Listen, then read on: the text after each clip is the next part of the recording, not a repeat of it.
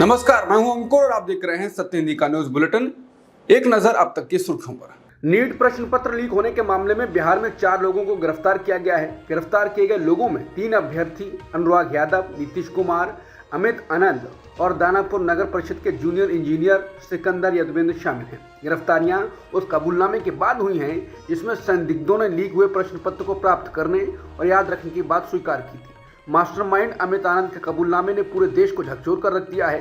ABP live की report के अनुसार उन्होंने लीक की साजिश रचने की बात स्वीकार की और खुलासा किया कि उम्मीदवारों को लीक हुआ पेपर और उत्तर 30 से 32 लाख रुपए की कीमत पर उपलब्ध कराए गए थे। इस खुलासे से आक्रोश फैल गया है और देश भर में विरोध प्रदर्शन शुरू हो गया है और नीट यूजी को रद्द करने की मांग की जा रही है। नीट यूजी पेपर लीक मामले में बड़ा खुलासा हुआ है। मामले में पटना से गिरफ्तार किए गए अभ्यर्थी अनुराग यादव ने कबूल किया है कि उसे परीक्षा से पहले पेपर मिले थे। साथ ही उसने अपने बयान में यह भी कहा कि उसे रात भर प्रश्न के आंसर रटवाए गए। परीक्षा हॉल में जाने के बाद सभी प्रश्न वही मिले। अनुराग ने अपने बयान में कहा कि मुझे मेरे फूफा यानी सिकंदर यादवेंद्र ने कोटा से कहकर बुलाया था कि परीक्षा के लिए सेटिंग हो गई है। मेरा परीक्षा केंद्र पटना डीवाई पाटिल स्कूल था। परीक्षा के बाद पुलिस ने मुझे गिरफ्तार कर लिया। सुप्रीम कोर्ट ने 20 जून को नीट यूजी में पेपर लीक की जांच के लिए एक स्वतंत्र जांच समिति बनाने की याचिका पर एनटीए और केंद्र को नोटिस जारी किया है। इसके साथ ही अब मामला 8 जुलाई को सूचीबद्ध किया गया है। मेडिकल प्रवेश के लिए होने वाली नीट की परीक्षा के विवाद में फंसी सरकार के लिए अब एक और झटका लगा है। एक दिन पहले ही हुई यूजीसी नेट की परीक्षा को रद्द करना पड़ा है। राष्ट्रीय परीक्षण एजेंसी यानी एनटीए ने बुधवार को यूजीसी नेट यानी विश्वविद्यालय अनुदान आयोग राष्ट्रीय पात्रता परीक्षा को रद्द करने का फैसला किया। इसने ये कहते हुए फैसला किया है कि परीक्षा की ईमानदार गुणवत्ता से समझौता किया गया हो सकता है। कांग्रेस के राष्ट्रीय अध्यक्ष मल्लिकार्जुन खड़गे ने प्रधानमंत्री मोदी से यूजीसी नेट और नीट परीक्षा को लेकर सवाल पूछे हैं। खड़गे ने सोशल मीडिया प्लेटफॉर्म एक्स पर कहा कि नरेंद्र मोदी जी, आप परीक्षा पर चर्चा तो बहुत करते हैं, नीट परीक्षा पर चर्चा कब करेंगे? कांग्रेस प्रमुख ने कहा कि यूजीसी नेट परीक्षा रद्द करना लाखों छात्र छात्राओं के जज्बे की जीत है। ये मोदी सरकार के अहंकार की हार है, जिसके चलते उन्होंने हमारे युवाओं के भविष्य को रौंदने का प्रयास किया। उन्होंने कहा कि केंद्रीय शिक्षा मंत्री पहले कहते हैं कि नीट यूजी में कोई पेपर लीक नहीं हुआ। जब बिहार, गुजरात और हरियाणा में शिक्षक माफियाओं की गिरफ्तारी होती है तो शिक्षा मंत्री मानते हैं कि कुछ घपला हुआ है। कांग्रेस प्रमुख ने कहा कि नीट की परीक्षा कब रद्द होगी। उन्होंने कहा कि मोदी जी नीट परीक्षा में भी अपनी सरकार की धांधली और पेपर लीक को रोकने की जिम्मेदारी लीजिए। यूपी पुलिस की सिपाही भर्ती में हुए पेपर लीक मामले में सनसनीखेज खुलासा हुआ है। यूपी पुलिस ने परीक्षा कराने की जिम्मेदारी गुजरात की प्राइवेट कंपनी एजुटेस्ट को दी थी।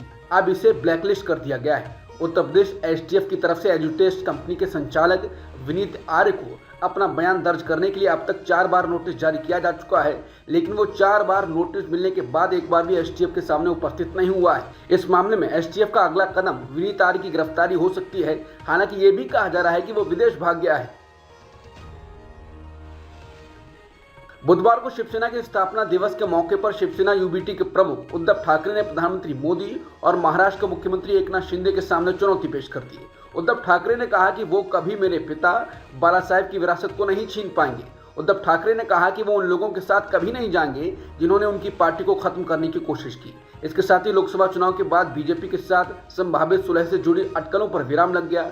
ऐसी अटकलें लगाई जा रही थी कि उद्धव ठाकरे फिर से बीजेपी के साथ हाथ मिला सकते हैं और इस काम के लिए किसी बड़े केंद्रीय मंत्री को जिम्मेदारी दी गई है।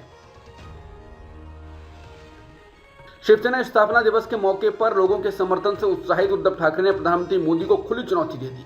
उद्धव ने साल के अंत में होने वाले विधानसभा चुनाव की ओर इशारा करते हुए कहा कि मोदी जी, मैं आपको महाराष्ट्र में विधानसभा चुनाव के लिए अभियान शुरू करने के लिए आमंत्रित करता हूं। यह आपके और मेरे बीच होगा। उद्धव ने कहा कि भाजपा को मेरा संदेश, मेरा मूल प्रतीक का इस्तेमाल किए बिना चुनाव जीतने का प्रयास करें। मुझे गर्व है कि हमने किसी और की तस्वीर का इस्तेमाल नहीं किया, हम कभी भी इस्तेमाल नहीं करेंगे, खासकर पीएम मोदी की। मैं पीएम मोदी को चुनौती देता हूं कि वो आज ही महाराष्ट्र विधानसभा चुनाव की तैयारी शुरू कर दें, इस नकली शिवसेना को दूर रखते हुए। महाराष्ट्र के मुख्यमंत्री एकनाथ शिंदे की अगुवाई वाली शिवसेना के वरिष्ठ नेता ने कहा कि उनकी पार्टी को राज्य की 288 विधानसभा सीटों में से कम 100 पर चुनाव लड़ने का मौका दिया जाना चाहिए। शिवसेना महायुति गठबंधन का हिस्सा है, जिसमें बीजेपी और अजित पवार की अगुवाई वाली एनसीपी भी शामिल है। महाराष्ट्र में अक्टूबर में विधानसभा चुनाव होने हैं। शिवसेना नेता रामदास कदम ने कहा कि हमें चुनाव लड़ने के लिए 100 सीटें मिलनी चाहिए और हम ये सुनिश्चित करेंगे कि हम उनमें से 90 सीटें जीतें। पटना हाईकोर्ट से बिहार सरकार को बड़ा झटका लगा है। पटना हाईकोर्ट ने बिहार में सरकारी नौकरी और शैक्षणिक संस्थानों के दाखिले में जाति आधारित आरक्षण को 65% करने वाला कानून रद्द कर दिया है। बता दें कि बिहार सरकार ने जाति आधारित जनगणना करवाई थी और उसके बाद इसी आधार पर ओबीसी, ईबीसी, दलित और आदिवासियों का आरक्षण बढ़ाकर 65% कर दिया था। हालांकि अब पटना हाईकोर्ट ने इसे रद्द कर दिया है। झारखंड के चंपई सोरेन सरकार राज्य में जातीय जनगणना कराएगी। बुधवार को राज्य के मुख्यमंत्री चंपई सोरेन की अध्यक्षता में कैबिनेट की बैठक हुई और इसी बैठक में जातीय जनगणना कराने का निर्णय लिया गया। बता दें कि बिहार के बाद झारखंड दूसरा राज्य बना है जिसने जातीय जनगणना कराने का निर्णय लिया है। इसी साल के अंत में झारखंड में विधानसभा चुनाव भी होने हैं। ऐसे में चंपई सोरेन सरकार का ये बड़ा कदम माना जा रहा है। चुनावों में राहुल गांधी भी इस मुद्दे को उठाते रहे हैं। अडानी ग्रुप के चेयरमैन गौतम अडानी ने कांग्रेस सरकार में किए गए आर्थिक सुधारों की प्रशंसा की है। अडानी ने कांग्रेस शासन के दौरान शुरू किए गए 1991 के सुधारों को भारत की आर्थिक प्रगति की नींव कहा। उन्होंने 2014 के बाद कार्यकाल को विकास का टेक ऑफ कहा। गौतम अडानी ने कहा कि दिवंगत प्रधानमंत्री पी नरसिम्हा राव और उस समय के वित्त मंत्री डॉक्टर मनमोहन सिंह द्वारा लाए गए सुधारों ने भारत के आर्थिक इतिहास में महत्वपूर्ण योगदान दिया। दिल्ली के मुख्यमंत्री अरविंद केजरीवाल की जमानत याचिका पर दिल्ली की अदालत ने फैसला सुरक्षित रख लिया है। जमानत पर बुधवार को सीएम केजरीवाल के वकील ने दलील रखी थी और उन्होंने कहा कि सीएम को हिरासत में रखे जाने का कोई मतलब नहीं है। वहीं ईडी ने जमानत याचिका का विरोध किया।